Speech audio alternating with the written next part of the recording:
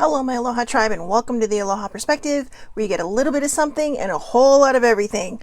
Happy Tuesday. We're here. It is Tuesday Thoughts. I have some more mental health stuff I'm going to share, and let's see. Let's just start with the mindful messages first. So, just to wait for everybody to get on, or come on.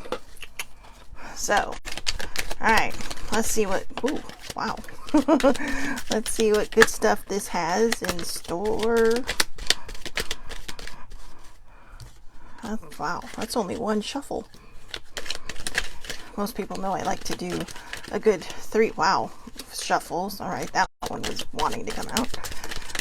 And that one. And one more. La la la. Actually, you know what? That didn't feel right, so let's see. Felt like there was something at the bottom.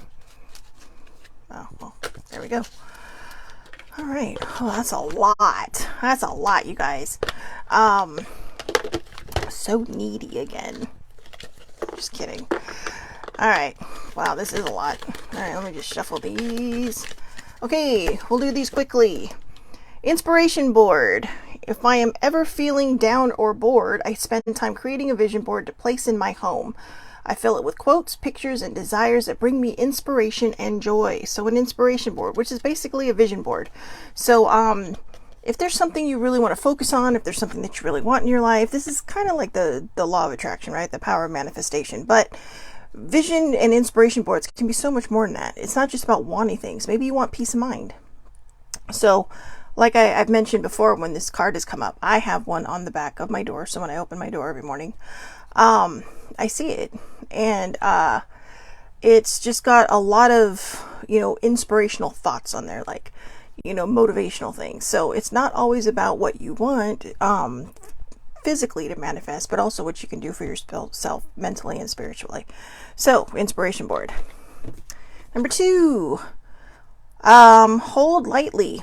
I take the things and people that come into my life lightly, not holding on too tight, so that when it comes time for them to go, they may go smoothly. This does not mean I love any less or not value, but that I am open to the changes of life. So again, hold lightly. So yeah, just hold lightly. Now that doesn't mean you have to hold them like out here, okay? That means just, if the time comes for them to depart, or whether it's physically or, just maybe you grow in separate directions, then, this is the card that allows you and helps you to say, it's okay. Everything's going to be okay, and thank you for the lessons. Edge of greatness. The universe is opening doors for me, bringing opportunities my way. I don't crumble at the edge of my greatness. I take the opportunities that come and walk through the doors with confidence.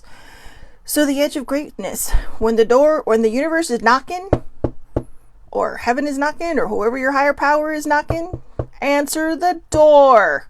I know it can be scary. It can be scary because it's the unknown, right? You don't know what's going to happen. You don't know it can be super duper scary. But sometimes, like I've said in the past, you got to run towards fear, not away from it, because it's going to keep chasing you. And like I said, when it tackles you, who loses the upper hand? Not your fear. So, the next one, fuel. I enjoy doing things that fuel me. It feels great to do things for myself just as much as I do for others. When I make sure I am taken care of, I can better show up for those in my life and for the work that I do. So when you take care of yourself, you can show up.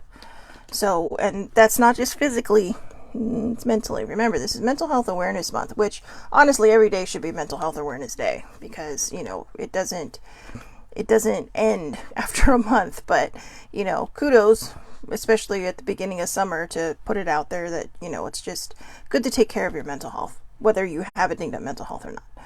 Guidance system. I love using my emotions as a guidance system. They show me how close or how far away I am from, let me try that again. They show me how close or far away I am from what I want. When I am feeling joy and doing the things I love, I am in a state of allowing for my desires. I notice when I am feeling low vibrational thoughts and shift them to release resistance. So this is something I struggle with. I tend to block my emotions, not intentionally, but I do. Sometimes I tend to block my emotions, and that's not good, because they can actually help us navigate through some crazy shit, if we pay attention. So if you're not feeling like your peppy self, ask yourself, why am I not feeling like, I normally feel every day? Am I holding on to something? Did something trigger me? Did something set me off? Or is it just a day? It's okay to not be okay. All right, you're going to have days, whether you have a dinged up mental health or not. It is okay to not be okay, and to take that time you might need for yourself that day. All right, self-care, which is tomorrow. Loving friends. I surround myself with people who inspire me and grow together with me. My friends raise me up and hold me to the best that I can be. I am loved unconditionally and supported throughout my journey. I release old friendships which may be toxic or keeping me stagnant. Yeah, you don't want to set boundaries. All right, I share a card of the day every Monday through Friday on my Facebook page. I believe I make them public, so if you want to see them, you can just pop on over and check it out. I have to double check and see if I'm making them public or not, but I should be, for all intents and purposes. Excuse me one moment. I have tea today. Sorry for all the slurping. And the TARDIS. So, but yeah, setting boundaries is, what was that the one? Setting boundaries is not a bad thing. Surround yourself with people who are going to lift you, inspire you, support you. If people just take from you, just question that. And, sometimes they don't realize they're doing it. So maybe just bring it up if you feel you need to. And, I'd remember, if you feel like you're going to complain about someone taking, also mind how you treat other people. We always say keep the good people around us that support us, that build us up, that blah, blah, blah. But we also need to be that person. We also need to be that friend that builds and supports and is just there for whoever it is that needs us. Okay? Oh, here's the last one. All is okay.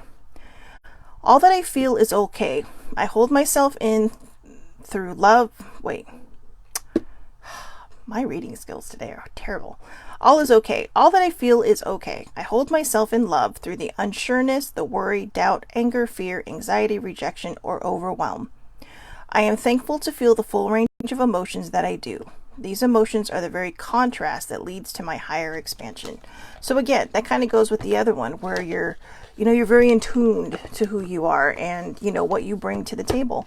And that can be a very good thing. Like I said, hiding our emotions or hiding from our emotions isn't, it's not good. It's not good. There's no real fancy word. I'm sure there's a fancy word for it, but it's not good. We need to face it. You gotta feel it to heal it, right? You gotta feel it to heal it. And it can be scary. I know. Trust me, I know. But in the end, it's worth it. It's like 100% worth it. So, give yourself that compassion and grace and charge forward. All right. So I did it. I wrote some stuff down about PTSD. So, I know, I don't know where some of these voices come from. It's so funny because every so often I'll just sit there and I'll break out into a British accent. And I have no idea why. I don't know. I probably had some past lives in Britain or something, which might explain why I love it so much. But yeah, it's just weird. All these little voices that come out of me.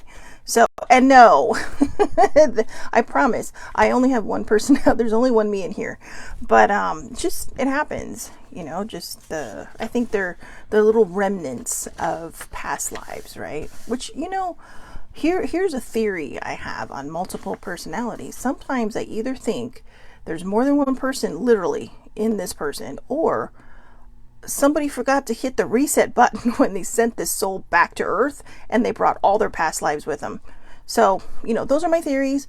The brain is a very incredible place, but the soul, along with the brain, is even more interesting, that energy that we bring with us. And I know not everybody believes in reincarnation, but, it might explain a lot, because some of these people are so in tune to who these people are that you would almost think that, it's just these lives that they've carried through with them. So I'm not a professional, not a trained professional of anything. Well, I have certifications in some things, but, but yeah, mental health, I go by, when I talk about these things, they're from my own experience. They're from things I've researched. They're from things that I know I've been through. And I share my perspective on it, the Aloha Perspective. I share the Aloha Perspective on it. But, so again, like I said, these are not, what do you call it? I'm not a trained professional. I really need to make that absolutely clear. I don't want you to sit here and go, well, Shelly said. No, Shelly Marie said nothing. Shelly Marie just shared, kind of the surface, really. I mean, all of these things that we've talked about, all these different subjects that we've talked about have really just kind of touch the surface of all the different things like depression and helping people through it and helping them find help and, suicide. And then yesterday we had anxiety. It's like the foam on the latte, right? Or the foam on your mocha or whatever. It's that foam. And once you're through it, then you get to the depth of everything. So I'm really just kind of giving you the 101, basic 101s of these conditions. So what I'm going to share is about PTSD, CPTSD. I'm going to read a lot of this because I made some very specific notes, because this is one thing. It's hard to mess up the other things because I have traveled through those. I have traveled a little bit through PTSD with my own experiences through childhood trauma, but I really don't want to mess this up, because PTSD is, I know a lot of people think it's bullshit. A lot of people think it's not real. And I understand those perspectives, because if you don't live it, it's hard to understand it. And I think some people look at it who don't really understand mental health. They look at it as someone making an excuse over something. But what I'm going to read today is actually from a book I have been reading that my therapist recommended to me my first session.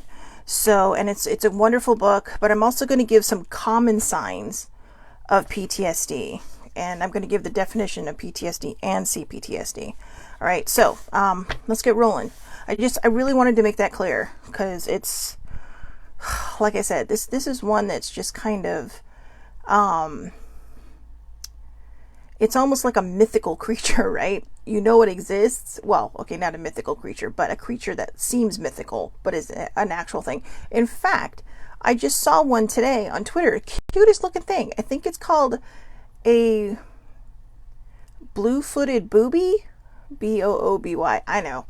But it is such a peculiar looking animal. And when I went to Google it to see where it was from, I swore it was from Australia, but it turns out it's from the Galapagos Islands, which might be near there. I don't know. My geography skills are not strong when it comes to smaller places. But apparently also in the Gulf of California. Hello? That's like 135, 40, 200 miles south from here, basically. It's not that far from where I grew up. But yeah, I was like, wait, what? So you never know what you're going to find anywhere, but nature's amazing. So anyways, let's go. PTSD, a mental health condition that's triggered by a terrifying event, either experiencing or witnessing it. Now, the most common type of PTSD that we hear about, if you do not struggle with mental health issues, is the military, right? You always hear about how, if something bad happens, oh, well, he had PTSD, or if, someone who's been in the military, maybe they have PTSD, and PTSD stands for post-traumatic stress disorder. So post-traumatic stress disorder.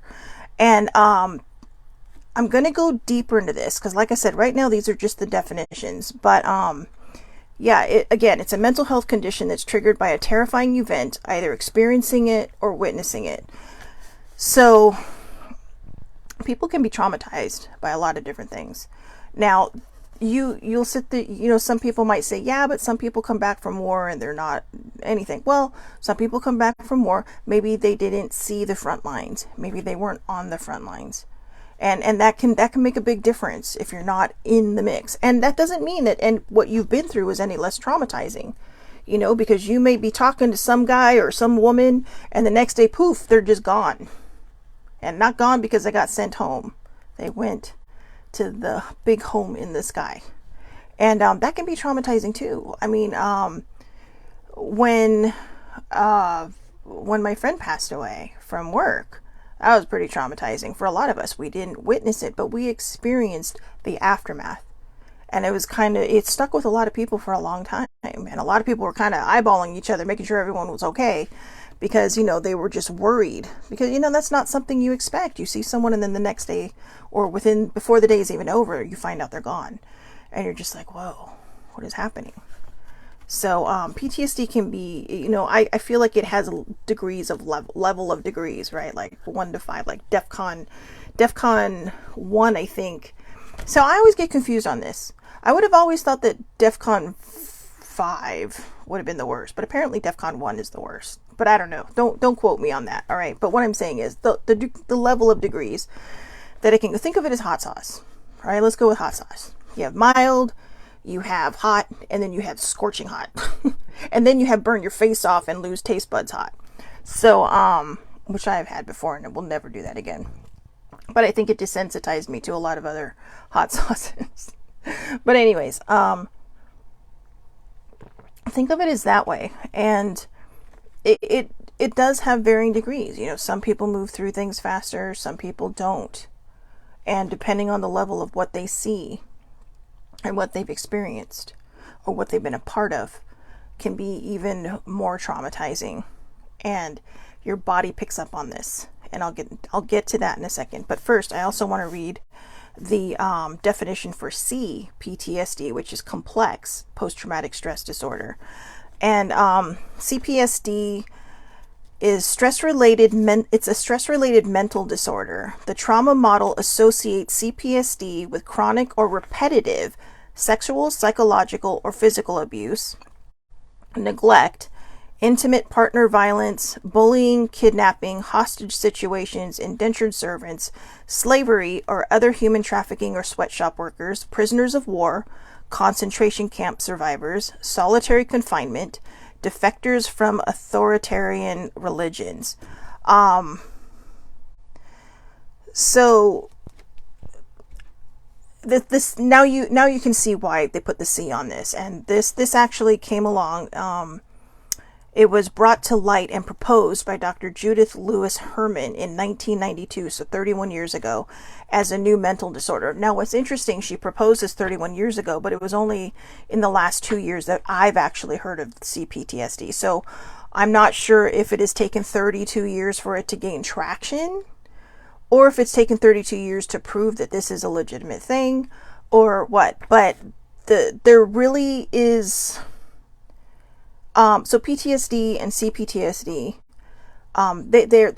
they're very much siblings. They're almost twins. Think of them as like fraternal twins, right? They're born in the same womb, but they're not the same egg, and they're two separate entities. But somebody that experiences PTSD, I think that if we had people who have been in combat, right? We always talked about PTSD and how it affected them. I think they would probably be labeled now, in my opinion and in my perspective, under CPTSD, because it is a very complex feeling.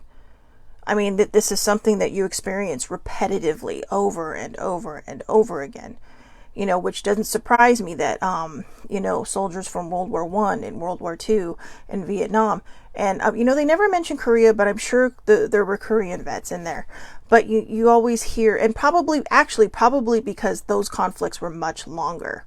So those three were much longer. And it was like just repetitive, and so it gets ingrained in your head. Now, in my perspective only, you have people that come home, right? And there may be two people that fought next to each other, and one may go off and just be, the CEO of something, go to school, use their GI Bill. The other one may just struggle. They may struggle with their identity. They may struggle with what they've done. They may struggle with what they've seen or what they've been through. And I would say the difference is that, sociopaths, we kind of mix them in with psychopaths, all right? But sociopaths is an anti-personality disorder. Anti-personality disorder doesn't sound right. But anyways, what it is it's more the withdrawn people, the more introverted people. So sociopaths aren't always murderers. Okay, I know we see that sometimes when we watch these true crime shows and they talk about serial killers and how they're psychopaths or sociopaths. Sociopaths aren't always a serial killer. Look at the people around you who are just able to brush things off. And not, I don't mean not feeling, okay? I don't mean not feeling things. They feel things. Because there are a lot of people who can brush things off, but they feel deeply. But sociopathic type people are the ones who just kind of like, whatever, it is what it is. It's happening. Yeah, blah, blah, blah. There's nothing I can do about it. And it's not necessarily a bad trait. It is a mental health disorder. But like I said, that doesn't mean they're going to go out and kill someone. So we really kind of need to expand the understanding of being a sociopath. But it can also help them disconnect from things. Now, the thing about CPTSD is there are some people who figure out how to disconnect, but then they have triggers. And triggers, depending on how bad your PTSD is or your CPTSD, that can become violent and it can become dangerous.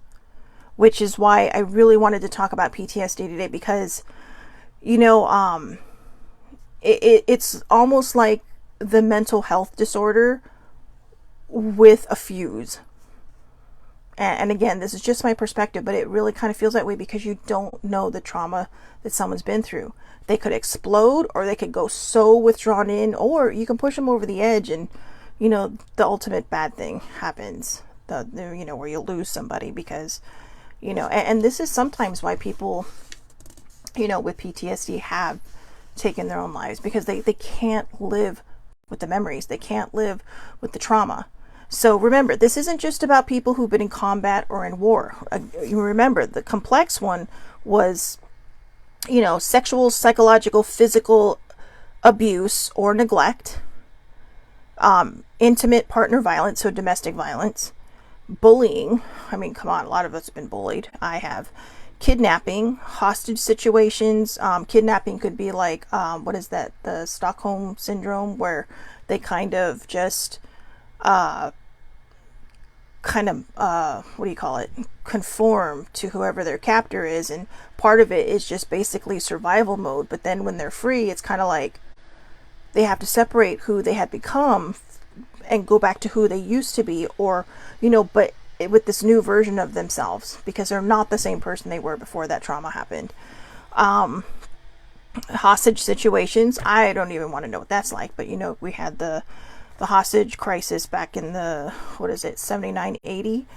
Indentured servants, believe it or not, that's still a thing in some places. Slavery, that is still a thing in some places too. Human trafficking, sex trafficking, sweatshop workers, prisoners of war, concentration camp survivors, solitary confinement. I can't even imagine what that must be like. Defectors from authoritarian religions that tell you, no, you can't, you know, and then they bully you when you leave. You know, they bully you when you leave and you speak about your experiences, and if they find out, damn, you're in trouble.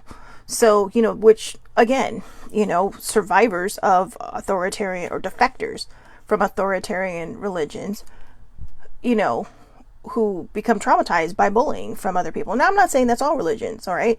I'm not putting down religion itself, but I'm talking about the ones where they don't allow you to move freely. They don't allow you to know anybody outside of your religion. They have you shun people outside of your religion. They have you, you know, look down on people who don't believe in the exact religion you are in.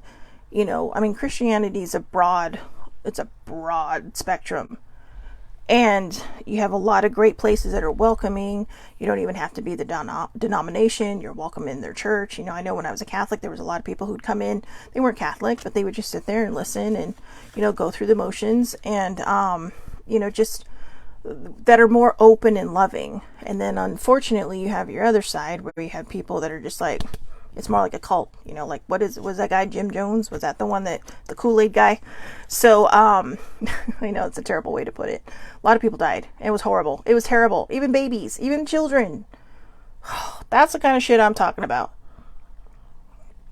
And, you know, Sibling and I watched a documentary on that and some of the survivors, and, you know, years later, they're still affected by this. So that's PTSD. So from the book, The Body Keeps the Score, Brain, Mind, and Body in Healing of Trauma. See, Sammy. Oh, hi, Sammy. Sammy was thinking of the cult word too. So yeah, cults are no bueno. No bueno. And unfortunately, a lot of cult people will hide themselves behind the word of God, or other deities, but I mean, that's just what I'm familiar with living here. But, there are lots of deities around this world. And, they all have one thing in common. They want to preach kindness and love and this and that. And some people will take these teachings and they will radicalize them and skew them. And that's when it becomes dangerous. And again, I'm not pointing out any religion. Every religion across the board is guilty of this. So, but remember, that's a small percentage. I'm not putting down religion. I think it's great when people embrace something that they embrace their higher power, embrace something they want to believe in, turn to something that helps them guide them through life. Just don't take whatever good book you're reading and hit people with it because they don't agree with you. That's the beauty of diversity. That's the beauty of being able to think for ourselves. And also, don't, on the flip side, if you're not a religious person, don't put someone down who is. Let them have their thing. I'm saying this because my own personal beliefs get put down a lot. All right. I get kicked in the nards quite a bit when it comes to me sharing certain things or people trying to preach to me and tell me that I'm misunderstanding this, that, and the other. I spent from 5 years old, actually no, I went to a Baptist preschool, I went to a Catholic school from kindergarten to 8th grade, and then I did youth group through high school. So from the time I was 2 or 1 to the time I was 18 years old, I saw it all. I experienced it all. I learned it all. But I had the I would say the unique privilege of growing up in a home with an agnostic and a Catholic. And the agnostic had actually belonged to a religion that to me felt very cultish. And I'm not going to say which one it is, but yeah, when they got out of there, it's like, nope, they and like we talked about last week, my father varies from day to day, whether he's agnostic or an atheist. And by that, I mean, sometimes, there's nothing out there and, there's no God, there's no nothing. And then sometimes like, well, maybe there is. So, and I don't fault him for that because he's the one that had the traumatic upbringing. My mom, on the other hand, used to walk herself to church, even when she was 7 years old. Right down the street, she just walk her little self to church. And she was Catholic, raised Catholic, and that got her through her stuff. That got her through her life. And she was very good at, both of my parents were always very good at nurturing other people. And so, including myself. So I'm grateful for that. But again, I know I'm sidetracking, guys. I'm all over the place today. But I think you could tell by when I was scratching my face earlier that when I get nervous, I get itchy. And this is a very complicated subject for me to talk about because I haven't experienced it to its fullest, but in a way I have kind of been through it with the triggers and all this other stuff and the things that make you just want to shut down. And that's why my doctor recommended this book. So it's by Dr. Bessel van der Kolk, and it's called The Body Keeps the Score, and the underline is Brain, Mind, and Body in the Healing of Trauma. And basically what this book is about is how trauma can affect our physical being, not just our mental being, but our physical being. I mean, if you think about it, people who overeat or people who emotionally eat, like me, we're filling a void, we're filling a hole. But it's not just that. In the work that I had been doing, I found out I was also building a wall because we have this perception that plus size people are just not lovable, right? Which isn't true. They're all very lovable. But I grew up in a very image conscious state. And I don't mean state of mind. I mean state where I live. And it's difficult. When I was thin, I was objectified. When I gained weight, it's just everybody and their grandmother feeling worried about you. Oh my God, you got to take care of this, you got to take care of that. Or I actually had somebody say to me once, if you lost weight, somebody might actually be attracted to you. I wanted to cry at the table because this is somebody I knew and somebody that I thought, that I care about. And it's just like, wow, for someone to say that. And it was hurtful, but I just kind of took it with a grain of salt, figured maybe they were hurting a little bit and didn't mean it. So I just, but I'm not going to say that didn't affect me and that didn't hurt, because it did. But those kind of things stick in your head and you start thinking, wow, what if they're right? What if nobody sees me because they can't get past all of this? Well, you know what? You're missing all of this. So I get a little uppity when it comes to that. But yeah, that was a little shocking and painful. So anyways, those kind of things, people's words, our own words, can hurt. And they can cause a lot of things. There are people who have eating disorders because they're so afraid of being fat, right? And I say fat because, it's all plus size stuff now, but they're afraid of being fat. I mean, and then they're super skinny, but they don't see it. And that's also body dysmorphia. Body dysmorphia is just a whole nother thing. Maybe we'll talk about that this week too. So anyways, I know I'm coming up with all these ideas while I talk to you, but anyways, I need to get back to the subject. So, the funny thing is I make notes so I don't sidetrack. But like I said, it's the Aloha Perspective. We get a little bit of something and a whole lot of everything else. So number one, you don't need to know the numbers on my notes. So Dr. Vanderkolk, I'm still reading the book, but the opening pages of this book really kind of dove right into PTSD, into mental health. And I think he was kind of laying the foundation of what, they want to, he wanted to cover and talk about. Sammy, we're here to sidetrack you. Oh, girl, I don't need help. I do it on my own.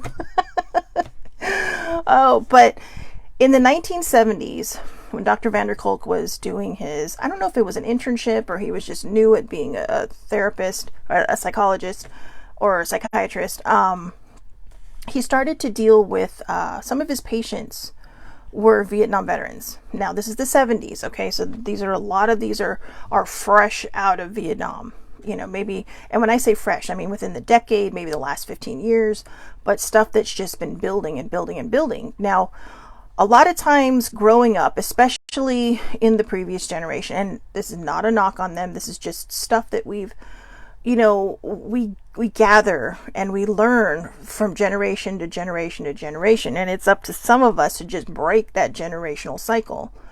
And I think a lot of these people that struggled because we were taught it's a weakness. You have to be strong. A lot of men are taught that. I shared something to my Facebook today that, men are taught to man up. Well, no, you need to get help. Manning up is getting yourself help. It's sticking it to the person that sits there and says, oh yeah, weakness, blah, blah, blah. No, it takes a lot to get through this stuff. And people who have these horrible flashbacks, who, hear a car backfire and go diving behind the couch, that's big stuff. That's not manning up. That's trying to live with something that is so ingrained in them at this point, not just mentally, but physically. They can feel these things. We can feel these things. That was the point I was making with the emotional eating. We do strange things. So, and here's one. Sammy says, keep calm and carry on. It's a great saying, sure. But when it comes to mental health, it's a debilitating saying. Because keeping calm, it's like what did I say yesterday? It's like someone telling me to calm down. There's only one person on this entire mother effing planet that could tell me to calm down that I don't physically, mentally see in my head, or I should say that I don't mentally see in my head wanting to punch them. And that's older sibling. Anybody else that tries to tell me to calm down, stand back. But I'm getting better at it because I have had other people say, what, you just need to calm down. And it's like, and you just realize, okay, that's a trigger. I'm going to take a deep breath and just let it go. But yeah, and Sammy says it's horrible. That was the mentality of the generation ahead of us. And it really was. And like I said, they didn't know any better. This is what they were taught. I mean, the father of psychiatry was only born in the 19th century and basically the latter half of the 19th century. But mental health issues go back thousands of years. Mental health issues, I mean, come on. Go to the Bible where some of these people were what? Judas, I can't remember how he died, but I know, isn't that terrible? All those years of schooling and I totally forgot. But I know it wasn't good. But that's mental health. That's guilt. That's PTSD. That's turning in your best friend for some money and going, hey, unless you want to believe Dracula 2000, in which case he became a vampire. But that one was for Sammy. Anyway, I do know. Oh, he hung himself. Thank you, Sammy. This is why I have friends. I know. All those years of schooling. All those years of Catholic school. But I stand by it. I stand by what I said. There's nothing wrong with religion. If it helps you through, then great. Just don't radicalize it. But she laughed. But no, I mean, not that he hung himself, but the Dracula 2000 thing. But that's just it, right? He hung himself because he felt guilty, because he felt horrible, because he had feelings about it. That's a mental health issue, guys. It's right there in the Bible. But a lot of people won't see it. Right? Because they'll think, oh, well, he did it because he betrayed the Son of God. Yeah, but he felt bad about it. If he were a psychopath, he would have been like, yeah, what am I going to spend these 30 pieces of gold on? Or silver on? So, yeah. Anyways.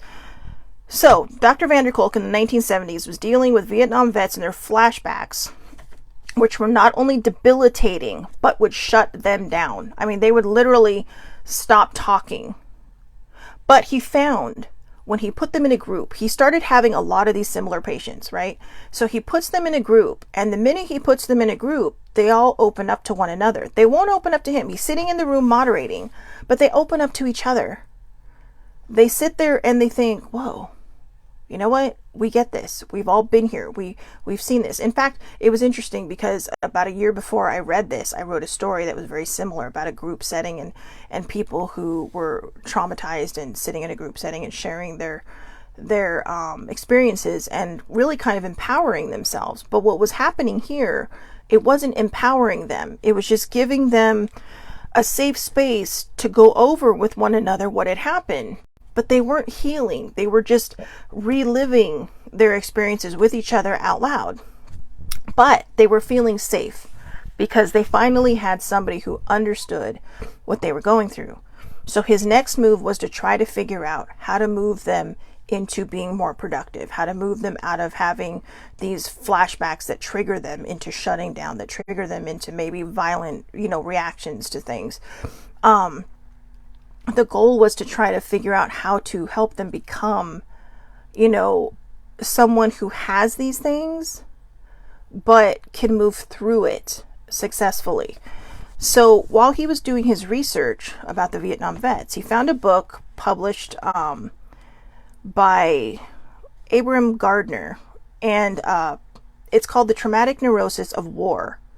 So he started finding this Dr. Gardner, Dr. Cardiner was treating World War I veterans. And so he wrote this book, The Traumatic Neurosis of War, because he was, he published this book in 1941, noting that with this huge world war going on, someone's going to need to understand what's happening here.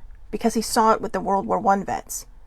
And he knew that after World War II was over, there would be an onslaught of people who were going to be struggling. And a lot of them just try to go off on their lives. And that's part of the generational thing. Hey, you know what? I've been through this. You can suck it up and go through that. It's not half as bad. But that's not the right way to deal with it. Because just because one person cannot deal with one thing doesn't mean that you have to suck it up, man up, be stronger, do all these things. Because somebody, this is when we need to stop and say, yeah, I went through this shitty feeling and I don't want you to have to feel it. And I never want you to have to feel what I feel. So if you need help, get help. That's where we break the generation. You can see I'm getting itchy, right? You can see it right there. But because I'm getting nervous. This is like telling you, this is a hard subject. But Dr. Vanderkolk found in this book exactly what I'm going to read you right now. Gardner reported the same phenomenon I was seeing. After the war, his patients were overtaken by a sense of futility. They became withdrawn and detached, even if they had functioned well before, and that means before their trauma. What Gardner called traumatic neurosis, we now call post-traumatic stress disorder, PTSD. Gardner noted that sufferers from traumatic neurosis develop chronic vigilance for and sensitivity to threats. His summation caught my eye. The nucleus of the neurosis is a physioneurosis, so it manifests physically. In other words, post-traumatic stress isn't all in one's head, as some supposed, but has a physiological basis. Gardner understood that even though the symptoms have their origin in the entire body's response to the original trauma. I may have written that down wrong. Gardner understood that even then, the symptoms have their origin in the entire body's response to the original trauma. So what's happening is somebody has gone through something extremely traumatic, a plane crash, a boat sinking, any of the descriptions we mentioned in PTSD or even CPTSD, which was, complex PTSD, again, just as a refresher from like a bazillion minutes ago, is the excessive exposure to a trauma. So, or abuse, or, all the little things that we cover, not little things, but all the big things we covered in there. But it's excessive exposure to these things, which is why POWs, solitary confinement, defectors from authoritarian religions, human trafficking, sex trafficking, childhood abuse, adult abuse, bullying, kidnapping, hostage situations, all these things. That's why they're noted in there as complex, because it's not just, you go through, think about when you've been in a car accident, right? It's pretty traumatizing. It's pretty traumatizing. I remember one day I was going to work, and you always see sometimes you see the same people when you're going at the same time, right? You might recognize a car or two. There was always this one motorcycle lady, and kick-ass biker chick, straight up. All right, I think she worked for Harley Davidson, but she took a spill on her bike. This one girl didn't see her because she had a blind spot in her car, and started to move into the lane, and the bike just she clipped the back of the bike. The bike hit a BMW, and she had to lay down her bike and roll, and she did pretty good rolling, but we didn't see her for a while, so we figured she was driving to work. But she was laying there. I will say this, I did start to see her. I say we because sometimes sibling would bring me to work and we go do stuff after, but carpool lane. But yeah, later on I did start to see her again, so she got right back up and started going. But the girl that clipped her back wheel, and I know people always say drive more carefully. Look, I can tell you, I was driving next to her. She was looking all over the place. She did not see her, and it wasn't the motorcycle's fault either. She had a PT Cruiser just like I used to have, and there is a really nasty blind spot in the back driver's side. So, unless you, and a lot of times, the younger folk nowadays don't know how to look over their shoulder, but I'm pretty sure she did. Cause like I said, we were kind of neck and neck, and I was just checking out her car cause I had the same car. So I was able to be a witness in a way for that, but it was not intentional. And you could tell by the reaction on her face when she got up, she was in tears. And, she kept wanting to go check on the woman, and, she's like, are you okay? I mean, she literally ran over. They're like, oh my God, she was traumatized. And so that could be like a form of PTSD. But, eventually she got back. I'm sure she got back behind the wheel of the car. I'm sure she got back to driving. I'm sure she may have started looking over her shoulders now, right? Looking over, not just using your mirrors. But, those kind of things can be traumatizing too, whether you're the person who accidentally causes the accident or the person who's involved in the accident. I've been hit from behind. I remember the intersection where I was hit. The girl was on her phone, right? She hit me at a standstill. And fortunately, nothing bad happened. She wasn't going fast enough, but I don't think she realized that there was a car in front of me because her car was lower, and I have an SUV, and her car was a little lower. And so I don't think she realized there was a car in front of me, so she started to accelerate, and bam. Bella and I were both okay, but boy, the sound. I mean, it took me a while to really, I mean, I asked a sibling to take me to work the rest of the week because I was just, I was a little freaked out. But those are the things that we talk about when it comes to PTSD. But imagine now that you expand that to people who have had excessive exposure to these things. I mean, it's like being in a car accident every 10 minutes, and trying to move forward in life. And that's what I found interesting about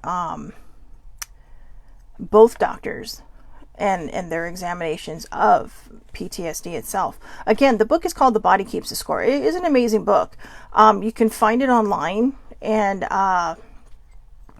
the first 20 pages, they really say a lot. I mean, the first 30 pages, I should say, because PTSD starts in there. But it's not just about PTSD in the first, chapter. It's a lot of different things. But I think the reason I get nervous about talking about this is that, I'm not sure, the true extent. I mean, I've had flashbacks from my own trauma, and I've had the physical reaction to it. There have been times when it's been so physical, I've thrown up. And that was before I really started to get the help I needed, before I really started to kind of buckle down and just say, look, I've got to figure out how to get past this. And now when I think about these things, when the memories come up or the flashbacks come up, they don't physically affect me anymore. So I've kind of managed that, and I've kind of managed to just move through it and say, okay, does it hurt today, or does it make me sad today, or is it just a memory that I'm able to just, brush away? So we never know what's going to happen. Someone who's been in a very traumatic situation continuously, whether it's a veteran, whether it's a person of, suffered abuse, or a prisoner of war, or any type of those long traumas, it's hard to tell the reactions. I mean, it's hard to say, what the reaction is going to be. It could be very violent. It could be where they just shut down. And this can cause a lot of harm in their lives. This is why we have a lot of veterans who are homeless. This might be why we have a lot of people who may not even be veterans that are homeless. We have to address the mental health issue. Because a lot of times what happens is they can't handle whatever this PTSD is, version of PTSD. And version, by that I mean whether it's complex or non-complex. And it may affect their ability to function. It may affect their ability to hold a job. It may affect their ability to work. And so they literally get, tangled up in their neurosis. They get tangled up in the, physiological part of it. And that's why a lot of them will turn to drugs because, you know what? I mean, come on. For anyone who's ever gotten stoned before, I'm not talking about the hard stuff. Never tried the hard stuff. I have tried pot and I have tried mushrooms. I'm not going to lie. It's, hello, I'm 50 years old. I mean, I have lived a little. But even when you're drinking, right? When you're drinking and you're alcohol, you start to feel a nice little buzz. It takes away the pain for some people. It takes away the sadness and the anger, and it puts you in a state of mellow. And for some people, it might be hard because, it says right here, they can become withdrawn and detached even if they had functioned well before. So if somebody is of a certain age and they can remember things. I mean, for me, my trauma started very, very young. So I don't have a starting point. I don't have a point to go back to. I had to figure out how to start here. Because I didn't know who that person was. I was so young. And that's why I never told my parents. When somebody grooms you so young and you become, you believe that they have your best interest, and you believe that, so even when my parents told me if anybody's been bad, you need to tell us. I was going off to school, and so it's like, parents are, and I'm an only child, so maybe they're a little more overprotective. And I know a lot of people sit there and say, well, how do they not know? Well, like I said, I was so young, I hid it. Some kids, what happens when they're a little bit older, and they might become a little withdrawn. They might become a little, quieter, or they just go in the opposite direction, become this overly vibrant person. And then behind closed doors, they just fall apart because they don't want anyone to know, and they don't want anyone to ask because they don't want to have to lie.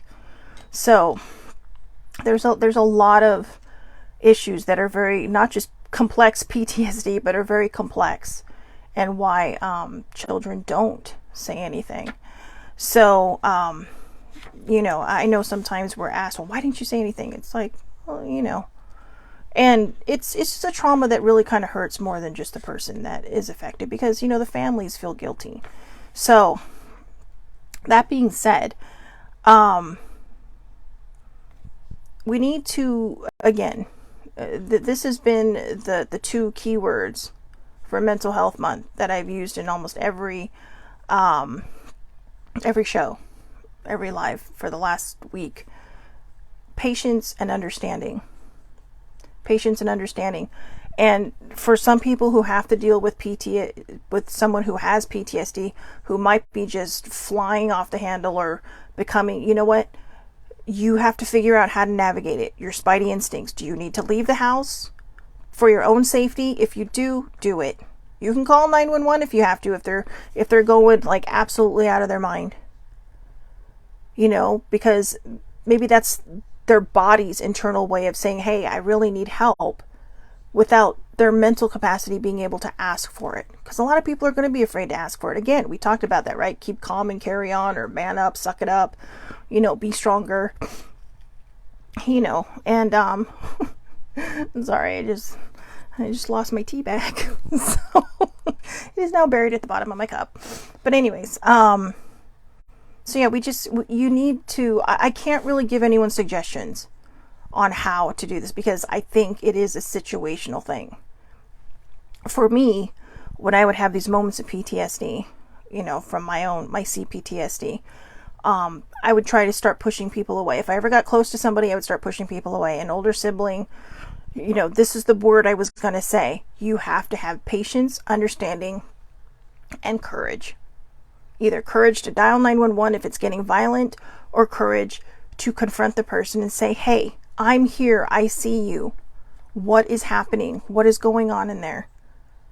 You know, I'm not going to judge you.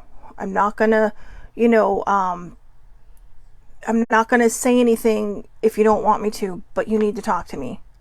Sometimes it's all they want is someone to be stronger than they're able to be at the time, to help them bottom line it. And I'm not going to lie, older sibling would say that. All right, let's bottom line this. What is going on? And in the early days, I would literally pick fights with her, because she's my roommate. You know, she's my older sister. She's like an older sibling to me. She's my best friend, my soul sister. But I found I was starting to start fights with her. And a lot of it was because when I was dating and I had relationships, I would just kind of conform to whatever they wanted me to be. Which, of course, doesn't make you happy. It makes you sad, because you're not being you. You're not being true to yourself. But when I wasn't dating anymore and I was kind of just out there being Shelly Marie, I didn't know how to react. I didn't know how to be, because sibling let me be whoever I wanted to be.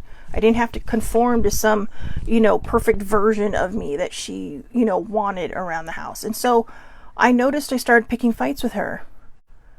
And finally one day she said, let's just bottom line this. What is happening? Why do you keep doing this? And it just fell out of my mouth. I guess I'm picking a fight with you so that you'll kick me, or, you know, so that I can just be mad and move out before you kick me out.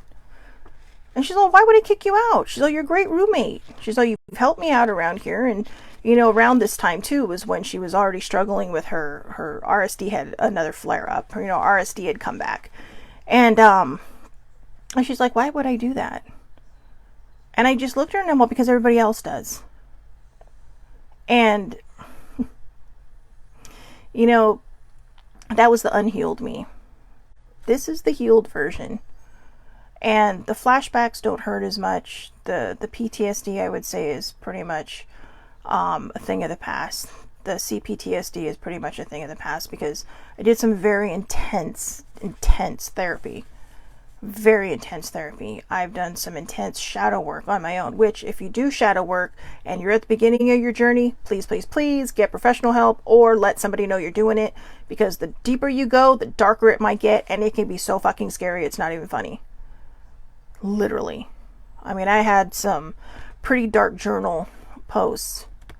And as you know, the suicidal ideation had been around quite a bit. And, you know, I realized I was kind of eating myself to death. So, you know, I guess that was maybe I had four near attempts. Okay. So instead of 3, I always thought it was 3, but now that I think about it, it was probably 4, but the 4 was kind of an elongated one.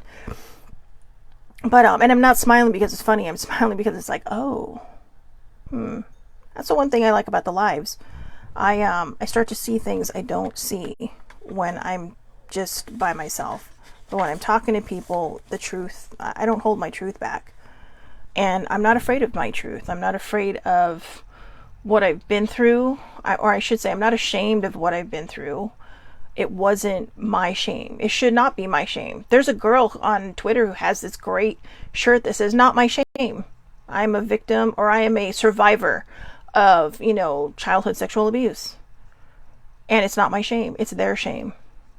You know, it's their shame." And we shouldn't have to carry that, but a lot of us do. And a lot of us struggle to let it go.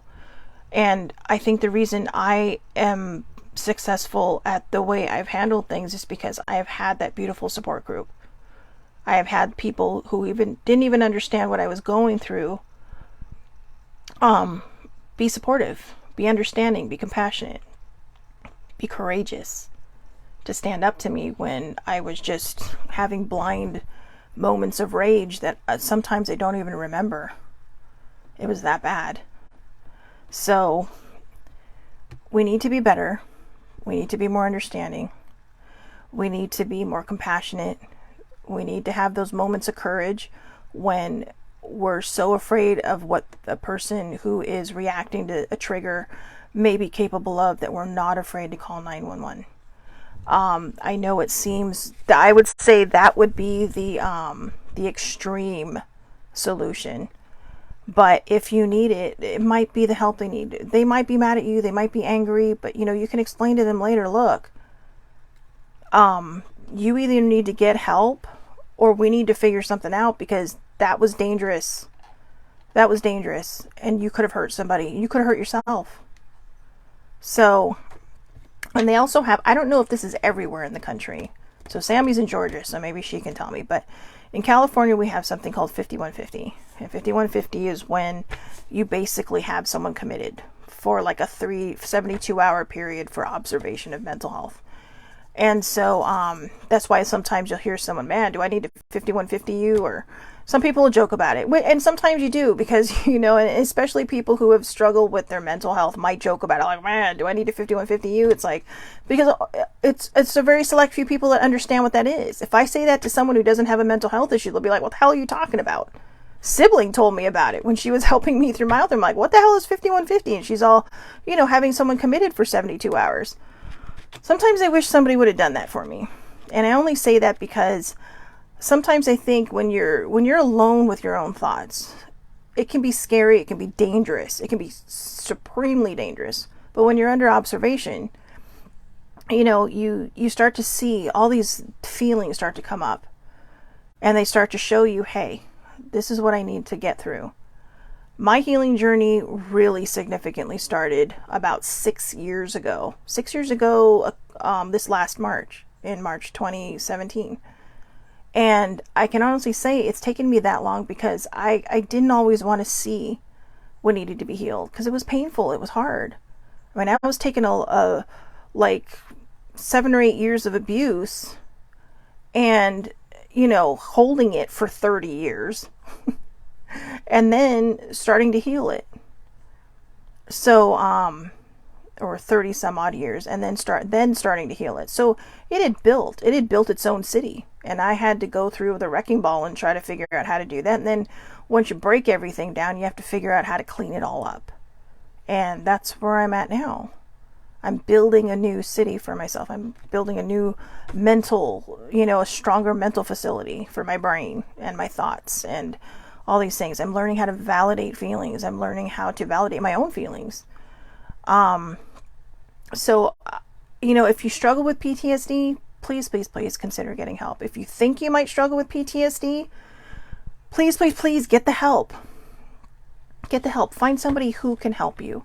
If you've been through any of these CPTSD things, you probably have PTSD.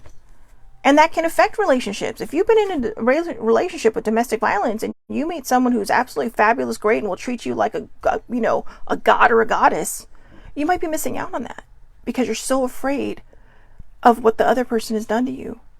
So if you are in that relationship and you keep wondering why you're trying to self-sabotage it, get the help. Talk to your partner. Say, look, this has been, okay, Sammy shared this in the comments, so I'm going to share it with you. She says, I have a friend in the hospital right now whose husband had to call 911. He had some issues that he is taking medication for, but he's having suicidal and homicidal thoughts along with paranoia. That sounds like straight up PTSD to me. And that might be another psychological issue right there. But I don't know their background. I don't know their case. But see, here you go right there. There you go right there. Somebody had to call 911. That takes courage. That takes bravery. Because you love a person so much that you just want them to be better, but you don't know how they're going to react to you. And that can be scary. You don't know how they're going to react when they come home. Are they going to be mad? Are they going to love you for trying to get them help? Are you going to have to work through it and struggle through it? So I'm going to finish this off with some common signs of PTSD. Night terrors, severe anxiety, uncontrollable thoughts, which is what this person is having, suicidal and homicidal thoughts. The inability to sustain relationships. I just talked about that. Memory lapses, emotional numbness, and reliving a traumatic event. So, those are signs. And sometimes you can see it. People will tense up, right? They'll tense up. They'll carry. I mean, I still have some tense shoulders, but I'm telling you, since I started healing, I'm not as tense as I used to be. So, just know the signs, know the triggers, and again, understanding, patience, and courage. All right. So I hope everybody has a wonderful, wonderful day. I'll be back here tomorrow with Self-Care Wednesday. I'm going to keep it simple tomorrow. We're going to keep it simple tomorrow with Self-Care Wednesday because I'm traveling tomorrow. So anyways, again, I hope everybody has a wonderful, wonderful day. I'll see everybody back here at 8:30 Pacific time, Facebook Live, 8:30 in the morning Pacific time, Facebook Live. All lives are public. Anybody can watch that wants to watch. We do not need to be friends if you're watching it on another, through another venue or avenue, whatever, media, whatever. I also share it to my Facebook page, the Aloha Perspective. I upload it to YouTube under the Aloha Perspective, and I also share it to Twitter, as I mentioned before. You can also catch my Instagram and my TikTok where I do a daily affirmation from the Aloha Perspective. So I hope everybody has a wonderful, wonderful day. Thank you for everybody who popped on. Thank you, Sammy, for the interaction. I love when we interact because, there are things that I don't remember to say. And as you can see, I was a little discombobulated today because it is a very sensitive subject. There are people who don't believe PTSD exists. There are people who have it who don't believe it exists. And there are people who have it that want to get the help, but it's, like I said, it's scary. So when that fear starts chasing you, turn around and hold up the stop sign and say, no more. I'm taking over. I'm in control. Take your power back. That's how we get through the trauma. That's how we get through the pain. That's how we get through a lot of the things that we've been through. If you are not a person who's been through any of these things, don't feel guilty. Please don't feel guilty because you don't understand what a loved one might be going through. What I went through, there are not a lot of people I know that went through childhood trauma. And trying to navigate it even with my parents and the feelings of guilt they had because they didn't know. I kept it a secret. I'm like Fort Knox when it comes to secrets. And I'm not kidding. That's really the only good thing that came out of all that. Being groomed so young, I learned how to be like a Fort Knox of secrets. You can tell me stuff and it ain't going nowhere. Nowhere. But even though some of them couldn't understand what I've been through. They were there. They listened. They understood. And again, that's where the patience, the understanding, compassion, and courage comes in. Oh, hello, Kathy. So and thank you as well for joining. And older sibling, I think I might have seen you in there somewhere. So anyways, have a great day, everybody. Thank you so much for watching. Tomorrow's Self-Care Wednesday. Like I said, it's going to be a short one because I have to travel. And going down to San Diego again. So I'm meeting my dad. And yeah, have a great day. And thank you so much for watching.